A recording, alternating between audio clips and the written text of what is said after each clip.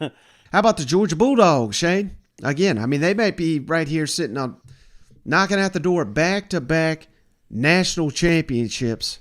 Yeah. They finished the deal here. Kirby Smart recruiting like gangbusters. I mean, he's got depth on depth on depth. He's got one player hitting the portal. I mean, all signs point to the future being as high as they ever could. Maybe the new Alabama here. Buy, sell, or hold Georgia. Brother, I'm buying, man. I am buying, and you're saying, wait, they went undefeated. They may win out the college football playoffs and be crowned champs again back-to-back years. How can they do any better?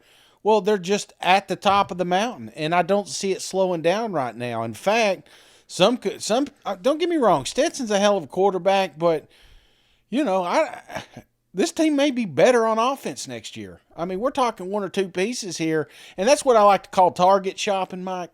They got they bought bulk at Walmart. Got them a good deal. They got all their gifts. They got, everything set up. You got your recipe. You got everybody coming over the house, and you forgot a few things.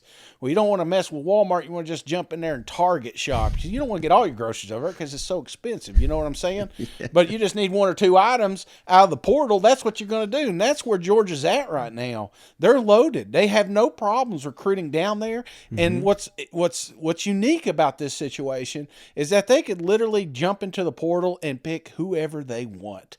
And that's why I just think that this is a train that's not slowing down anytime soon. So I'm buying the Georgia Bulldogs. Yeah, one thing that's interesting about Georgia, Shane, and maybe it'll happen. Maybe I'm jinxing it here. I'm not intending to, but for years and years at Alabama, they basically are rotating coordinators in and out. Now, it's because they were so successful and those guys were getting head coaching jobs. And aside from Dan Lanning, who's now, of course, the Oregon coach, that's not really happened to Georgia. So I think it speaks to the continuity. I think it speaks to the culture. Not to say, Todd Monken, you got to imagine he's a candidate at places. Glenn Schumann, candidate. Will Muschamp, a candidate, I'm sure, for many jobs, yet they're staying in Athens. So, that is also something to consider.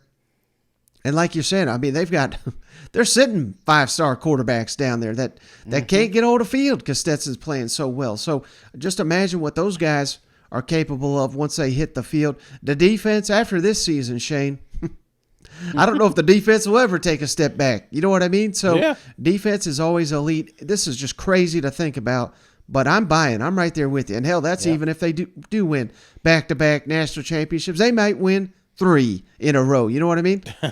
And what gets me the most is it's not just bringing great talent there. It's developing that great talent. You look at somebody like Stetson Bennett. That's a prime example. Coming in to 24/7. I mean, was he even listed? Maybe a 2-3 star. I don't know. I think a 2-star.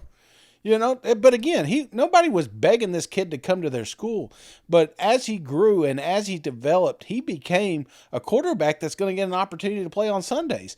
Yeah. And if he would have stuck around at any other school, that may not have happened. So that's one of the cool things about Georgia is you may come in a 4 or 5-star recruit. You may come in a 2-star recruit.